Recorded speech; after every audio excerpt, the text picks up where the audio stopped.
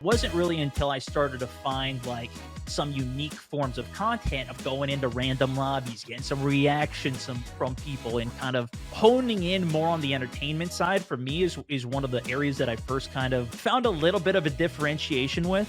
I was just one of the best in the world. So that's what, like, people wanted to see one of the best players in the world. And I knew that every time I went live, I would pull an audience just because at that time when I was playing, there was 100 million people playing League of Legends every month. Like, there was a lot of people. So when you get the chance to see the best player, like, you want to watch that. It feels like your content's more on the entertain side now than on the informer side. Was there like a conscious thing You don't think I'm an that made you? all-star, man? You don't think I'm I popping gotta be off honest, on man, Call of Duty? I think our cred is slightly different in terms of the All-Star. Just a little bit. Yeah, that's true. That's fair. I don't want people to get in the mindset of like these are the only things that you can even do. Like entertainer alone, it can branch to so many different ways of entertaining, whether that's like even just monotone, super dry humor and just like getting super satirical or whatever that be, to like, the typical Minecraft kids YouTuber who's like flying off the handles, super hyperactive, right? Like there's so many different categories, but that is literally the opportunity of the differentiation with this. Hey everybody, welcome back to the Becoming a Creator podcast. Myself and Stone had a great time doing the real episode previously, so we want to do that again. We just had a blast going back and forth, and we got some really good feedback from you. So we want to do another one of these episodes where it's just me and him, and we're covering a specific topic that you asked a lot about. First of all, great to be back. Welcome, everybody. I love talking about kind of specific topics too, and this is kind of a good way to do it, obviously, us to chat through. So, first off, what we wanted to chat about today was kind of the creator identities, more or less. Highest level, ballpark of what we're looking at today is kind of the three identities you could have is kind of like your all-star, professional, performing at the highest level of the game, an informer, somebody who knows a lot about a topic, expert in the field, area of what you might be talking about, in depth, game analysis, even news on that front, right? Or then the entertainer, which maybe not necessarily the top performer tier at whatever game or whatever they might be, but taking it to another level on the entertainment side for their audience. And obviously, there's kind of a mix even between all of those things within it, but it's just such a common topic right now and something I think a lot of people, especially just starting out, don't really think about. Or even if you've been doing it for a while, maybe you've never thought about it in general. We can get a little deeper on some of that today and chat about it. Yeah, a lot of people like dive, straight into like, this is the game I want to play or whatever, but you got to kind of step up a little bit and think about what kind of creator you are. At the end of the day, though, the bottom line is you want to make sure that your viewers are entertained, Yeah. you're engaging with them. It's, you're actually connecting with them and building a community is key at the end of the day. But this is one of those things that a creator often forgets, and you get into it. You're like 6 months, a year into it, you're like, what kind of creator am I?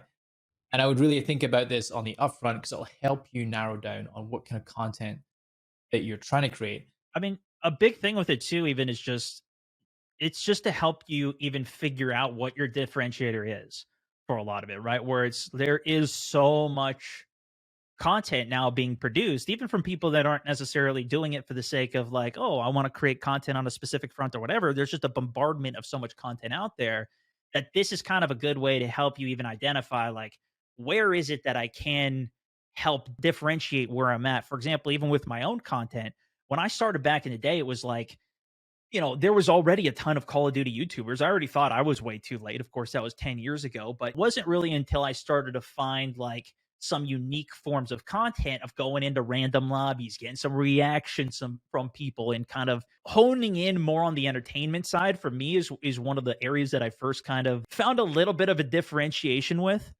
What I found with that though was that it was also really hard to get that seen by people or get into an algorithm or anything off of that because nobody was searching for random dude yelling in Call of Duty lobby or guy pretending to be a soldier on Battlefield or even my World's Best Clip of the Week show. There was some people searching for top plays on games, but not necessarily. And that was where even I brought in some of the informer aspect, trying to teach people some of the game, share some of the news, share some of my takes on the latest things within the games that I was playing, and try and break into some of the algorithm with some of that and coverage on some of the games for it. So would you say you were a bit of a hybrid? You weren't like one, you were more of a hybrid between the entertainer and the informer?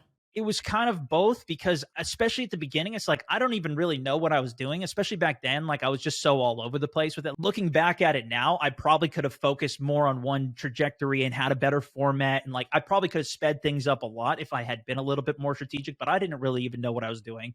I was just throwing a lot of stuff against the wall and seeing where I could get comments, where I can get engagement, where were people actually interested in what I was doing. It was kind of an experiment between different things and seeing what I even liked and what I could generate interest on when I was creating through it as well, right? It feels like your content's more on the entertain side now than on the informer side. Was there like a conscious You don't thing think I'm an that made you? all-star, man? You don't think I'm I popping gotta be off honest, on man. Call of Duty? I think our cred is slightly different in terms of the All-Star. Just a little bit. Yeah, that's Uh, true. That's fair. but was there anything that like made you go all in on more of the entertainer side? Like Yeah, did I mean, something hit that's and you what were like, works. I'm good at this? That's what worked, man. It was like if I can create content, like this is how I differentiate myself from, everybody else that's creating whatever else they're creating already on Call of Duty and people are already following. Even for like the informer side, like people are already following so many people on like what's the latest Call of Duty information and everything. Like a lot of that was already covered back through Black Ops, Black Ops 2, Black Ops. I was doing it to an aspect and a degree, but I found like doing Battlefield Hardline, everybody hated this game. Like there's a small core audience that actually likes this. Me making guides and tips and like how to unlock this sniper, what's the fastest way. There's a very small amount of people that actually like Battlefield Hardline, but I was building a big community at that time off of it, and that was where I got a lot of reach out as well. And that was a couple of years into the process for it, for example. But it was very much like where can I really build something, and that was where I kind of tunneled into because that's where I could differentiate, build an audience, continue to make more content, continue to trial out. Okay, now I'm going to go yell at random people and pretend to be a cop in the game and talk about how I'm driving in circles and this game mode makes absolutely zero sense and make a joke and make a video out of it. And then that went bonkers viral, gets me more reach. People come into the audience, the community, they listen to more things I have to say, which to be fair, I mean, all of this is very different from your experience going in very much being the all-star, right? Like I'm joking. Yeah, I'm pretty good at the game. I'm above average. I try and play to those strengths and that's how I can inform the people that I have something to deliver value for, right? But on your side of things, being a pro, I guess like how was your experience going through League of Legends, playing at a competitive level, doing streams and things and such? It's interesting because I can't say when I was first starting that I was a student of content creation Mhm. as much as I was a student of the game League of Legends. Like for those who don't know, I was like one of the best players in the world at League of Legends, and I just wanted to be the best. So I would watch other people stream other people's videos just to like learn things so I could be the best at the game. That's the kind of content I was consuming.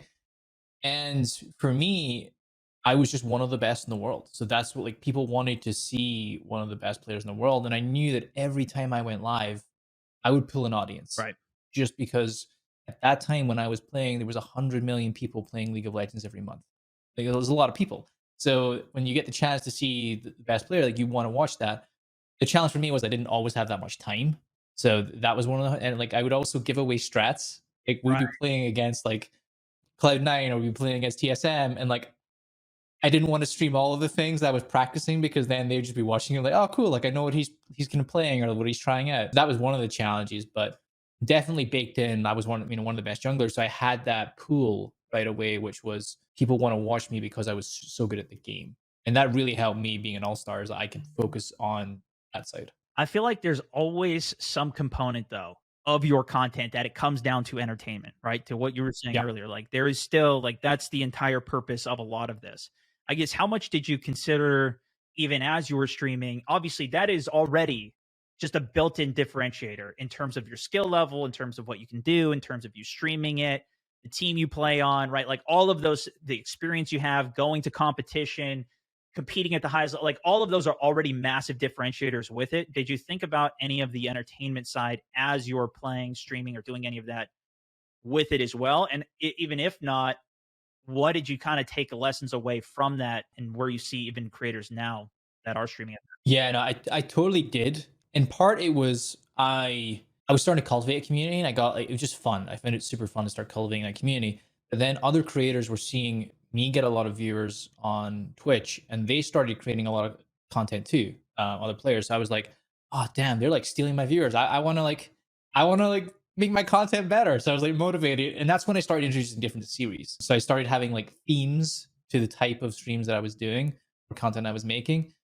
And I can say it wasn't super intentional. I just was like, I want to get more than that. I want to make it super interesting. And that's when I started doing things like A to Z series. And League has like over 100 champions. I was like, I'll play every single champion in the jungle, right? And that was like one of the series that I created, which was way different than other folks that I was competing against. So not only was I one of the best, I was also doing something really cool and interesting at the same time. And that's what really blew up my stream, was when I started doing more series type content on top of being good. So at that point, I was kind of maybe a mix of all three, because like the All-Star was good. The second was the Informer. I was teaching people how to actually jungle a champion in a way in which no one ever knew how to do. And then the third was, it was entertaining. It was super funny to see things, that were never done before. So it was kind of a mix max between all three. But I definitely, my strength was that I was the All-Star. Are there certain games, like, does League cater to that more, you think, in terms of like an audience building and being able to, I guess, focus on a direction with it? I think one of the amazing things about League is it's longer, right? And the action is not constant. So it's 45, it's like every game is on average of being 35 to 45 minutes. So you're able to kind of talk to the audience and interact with the audience and tell them what you're doing. So I'm explaining decisions that I'm making and why I'm making those decisions throughout. And it's the pace is not super fast unless you're in like a big team fight. The pace is not insane. So it's easier to bring the audience along when they're watching you. And it's cool because imagine you could strap a GoPro to Michael Jordan when he's practicing. Right. So you're able to watch one of the best players in this game in real time and understand what's going through their head. And they're kind of walking you through every micro decision that they're making, every play they're making, every reaction they're having. That's one of the beauties about being an all-star or a competitive player in live streaming, is that you can really get in the mind of the pro. I see so many equivalents even to the different directions and types of content, not only with, you're saying like, oh, these other guys are kind of getting into the space and creating content and you want to be competitive with it, right? It's very similar because first of all, you can't do everything with it, but even for example in Call of Duty, there's people that play at such an insane level, or even if you are in an actual competitive map when you don't have the opportunity to explain or talk about what those things are, there's now even a whole nother avenue of the person who really studies and looks at the actual information in terms of like even just being more specific into the informer side of things, where now you can kind of specifically, okay, I'm going to really just teach this information, like a coach would, a personal trainer might. So that was in kind of a direction that I took a lot more, even with my own stuff, even with what I do now. And as I'm playing a lot of solos and do things like that, like I'll explain a lot more of my strategy. I'm not pulling like 20, 30 kill games and performing at the highest level of what it might be, but I can explain stuff and even talk about what these other pros are doing and why they're implementing and doing those things, to explain it to somebody who might be newer to the game. I can kind of help bring them into it, understand it, explain it in a way, maybe give some analogies or whatever that helps people understand it. And then now, even if I'm not playing at the highest level, I can still deliver a ton of value off of that. That was something I've taken a lot of advantage of over all of these years, especially earlier on. I didn't have the time to go to as an insane of a level of player as I am, especially compared to today. Like today, especially over these last couple of years, I've focused much more on my actual aim, and I'm trying to become more of an all-star in a lot of regards because I see a lot more potential for me continuing to expand my journey. And I think that's something that a lot of people are concerned with, especially at the beginning of content, is like, I don't want to pigeonhole myself into one specific thing. It is a very reasonable and understandable thing to feel because a lot of people do get locked into one specific category. But there's also a lot of people that can successfully transition between doing one specific thing into others. I mean, there's so many examples. I can't even go through all of them right now, but I'm sure maybe you guys even listening have watched somebody for one thing and then all of a sudden you found them watching them for another game or the new game that came out or whatever it might be, and then you see their numbers triple, quadruple, or whatever it might be. That happened to me many times over many different games and things that I've even played. Yeah, I think that's maybe one of the challenges is there is so many options. You could be all three of these, but really in the beginning, you want to try and narrow down, because if you try and do all of them at once right away, it's just super hard. You want to try and narrow down on like what is that key differentiator. One of the things that's you've got a lot of experience on is not just being the streaming side, but also YouTube side. Yeah. And you got your start on the YouTube side. Is there a difference in these personas when it comes to YouTube or streaming? Like, do all three apply to both, or is it a different? I think they're very different skills personally. And I think a lot of people I assume a lot of people would agree with that as well in terms of like live streaming content creation and video content creation.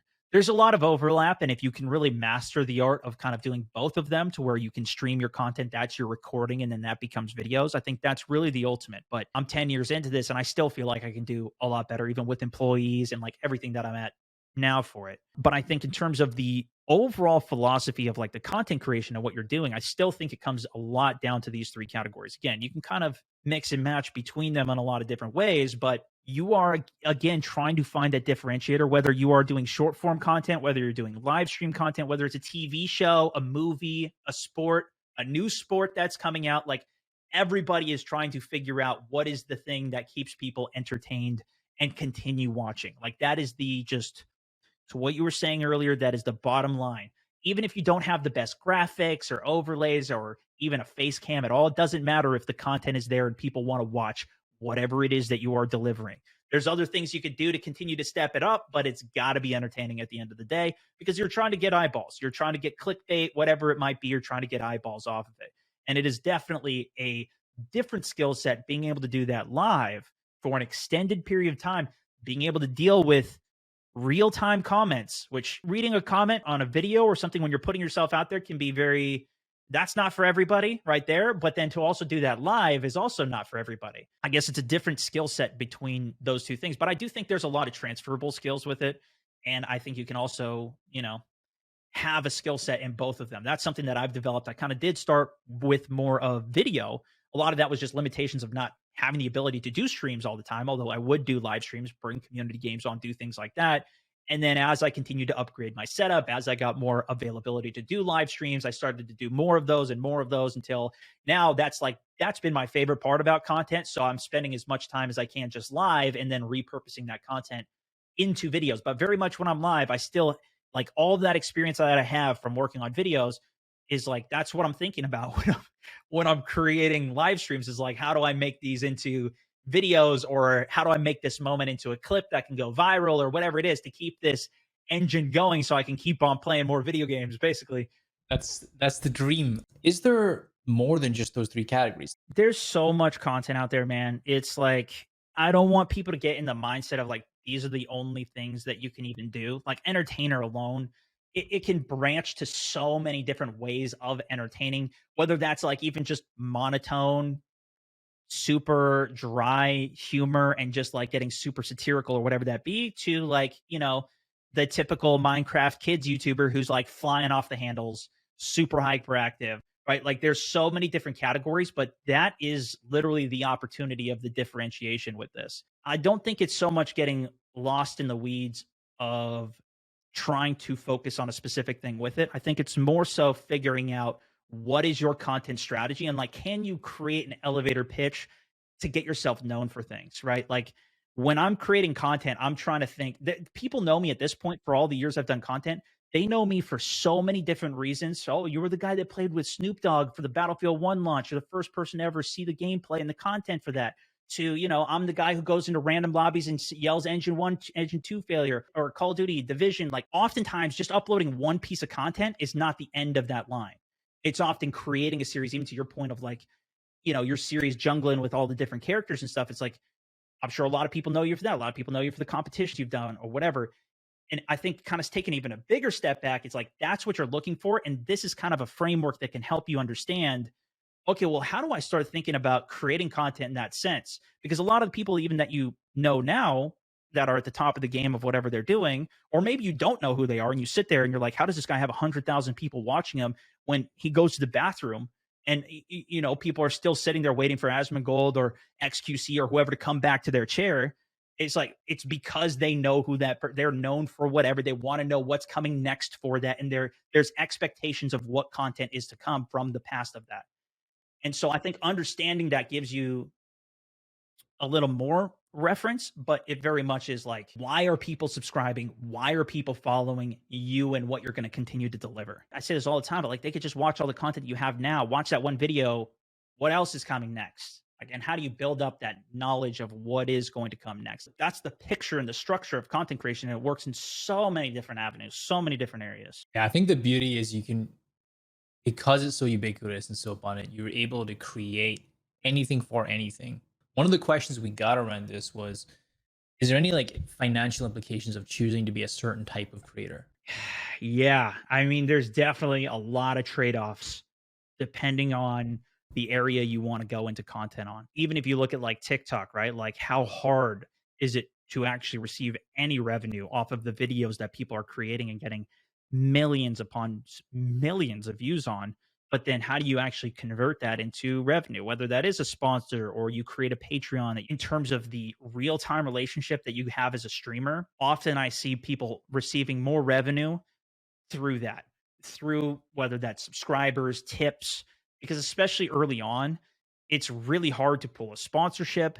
You don't have the scale yet in order to pull ad revenue at a even on YouTube. You need tens of thousands, if not hundreds of thousands, millions of views to really start getting significant revenue from that. It took me years to get, significant revenue. I was getting, nothing for a very long time and then 10, $20 a month where that stacks up for a couple of years. I can make a couple upgrades and then it continues to snowball as I reinvest and do more with it. Put the question back on you for that. Is there anything that you've seen in particular? Yeah, I think part of it, like when you're, say, for example, in the informer space, like if you're doing reviews, like hardware, right, and you're looking up like different mice, keyboards, lights, cameras, all that stuff, it can sometimes be easier to get sponsorships when you're doing things like that because those companies really want you to like review things. So it can be one way to like get hardware in the beginning. Less so like live streaming. Like people typically like they don't really want to watch you walk through a camera or walk through like on a live stream. There's more of a video type thing,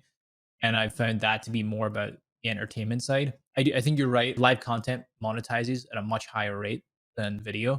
Like if you've got a bunch of reviews, like that's where people can get a lot of affiliate links. That's where people can put like, hey, here's my setup of things I use, set Amazon links up.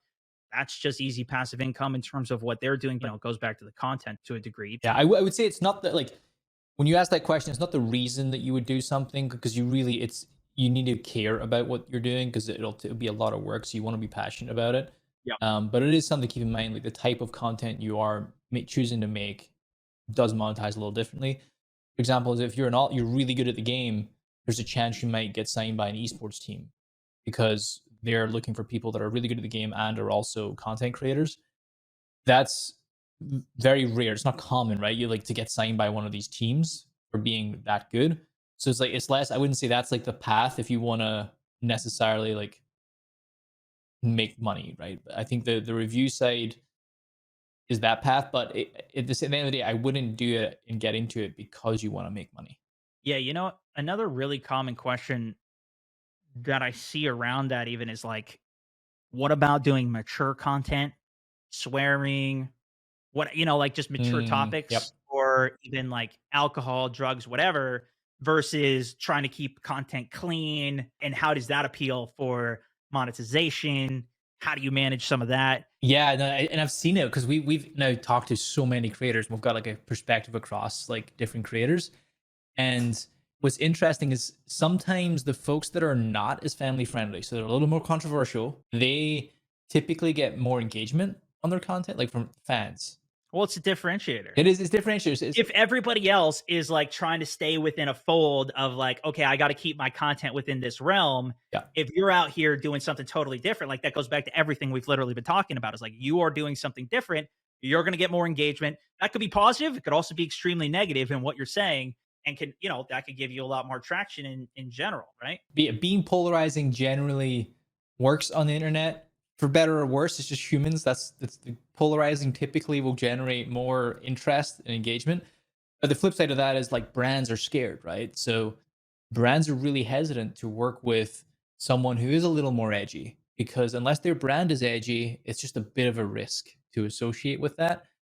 And that is why you might often see creators that get bigger and bigger and bigger might often like change their brand identity or their creator identity a little bit to become a little more friendly. One of the most popular examples of that is Ninja. He, Right. crazy, blew up massively a few years ago, but he was frankly pretty toxic. Like he was super. Oh yeah. He was like one of the most toxic. He was really good at the game, like really good at Halo and really good at Fortnite, but he was super toxic, and that was his identity. And like the mix of him being good plus toxic, people loved.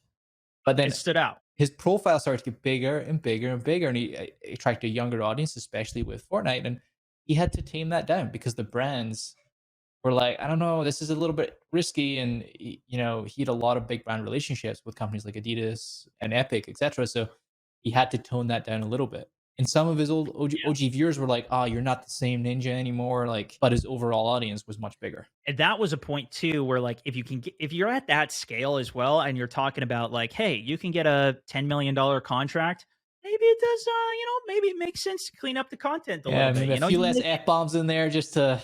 You make it a little cleaner, and all of a sudden parents are like, yeah, let's get, go ahead, watch, go ahead, give him your Twitch Prime. I mean, he had, the record in terms of most Twitch Primes. He made, millions of dollars a month in multiple different categories.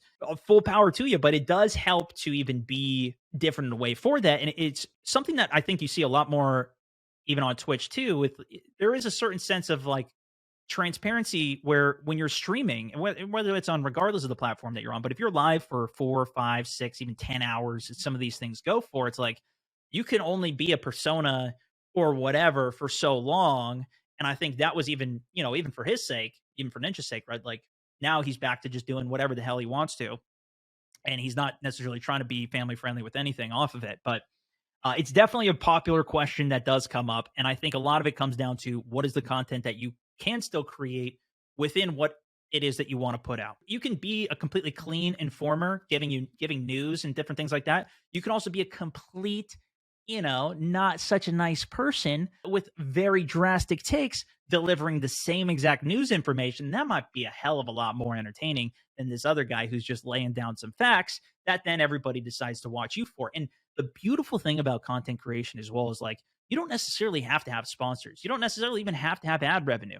You can potentially find companies that do align with you in terms of a sponsorship if you get a critical mass of, if you've got 10,000 people that are like diehard going with you, get 10,000 likes on every piece of content that you go for, it's going to open up some doors that who really cares about what the content's about per se, right? Like that even alone, even if it's just your audience supporting you, maybe that's $1 each from each person that subscribes to your content because they believe in you that much and they like your content that much.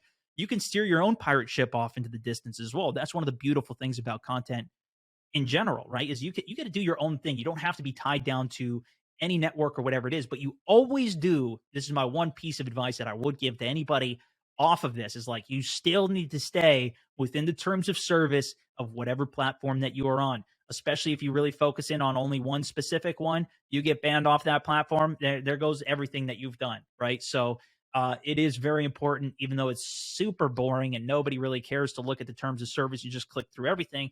At least have some of that in mind on whatever content you are creating, because there is a line at some point, even if it's a gray line and there's a lot of gray area with it, that you should keep in mind. You just need to be mindful of like how you build your content in that regard, and also like thinking long term when you're making a choice to go into one or the other, whether it's like being an all-star or being a informer, is thinking about the amount of content you're going to get out of that. So like if you're going into a specific area, like do you have enough content that you can get out of it? I was having a great interview with Abdallah, who plays a bunch of different variety games, and one of the challenges he faces when he switches into a new game is if the game doesn't update or there's not a lot of content in that game, like he runs out of ID. He doesn't have enough to cover. He does a lot of he tells people like the news of what's going on. And if there's not a lot going on in that game, it impacts his content. So that's just the other thing to keep in mind if you choose to go be the subject matter expert in random niche game. If there's no updates, there's going to be no content, and you just got to keep that in mind too. I mean, that's hard with any community that you kind of get into. Especially in gaming, right? Is like you are dependent in many ways just on the game. There's a lot of things that are going to be outside of your control. There's also going to be opportunities with that, with like, new game coming out. Can you do early coverage on? Can you create specific, unique content on where maybe this other person isn't going to get to that or isn't going to cover it? And like that's where opportunities can open up. But yeah, I mean, there's a million directions we can go with this. I do want to keep this somewhat concise. So if you guys do want to find out more, learn more, hear more of us talk, of course, definitely check out our podcast, the Becoming a Creator podcast. We do new episodes every single week. Tons and tons of incredible creators from every walk of content that you can take lessons away from. I really hope you guys enjoyed this one. If you did, let us know. Let us know what else you would want to hear me and Snoop talk about here. Would be really, really cool. And of course, check everything out that we do within Pipeline over on our Discord, join in on mentorship sessions, our playbook, everything that we've got going on. It's a lot and it can definitely be overwhelming, but we try and put all of these things into perspective and help you understand it, because this is definitely a long-term project and it's a fun thing to get involved with. Obviously, if you're listening to this point, you probably understand that. To ask yourself the question of what kind of creator are you, and try and think about that question. Awesome. Thanks so much for listening, guys, and happy streaming. Thank you so much for tuning in to today's episode. I wanted to just end this with a little bit of context on why we do what we do. We're former content creators ourselves, and we just really want to help as many content creators as we can. That's why we started pipeline.gg. It's a platform where you can find other like-minded creators and learn from the pros who've already been there. Get step-by-step guidance so you can avoid all the mistakes that we made in the beginning. If you love the episode, there's going to be even more inside of Pipeline. So check it out. Head over to pipeline.gg.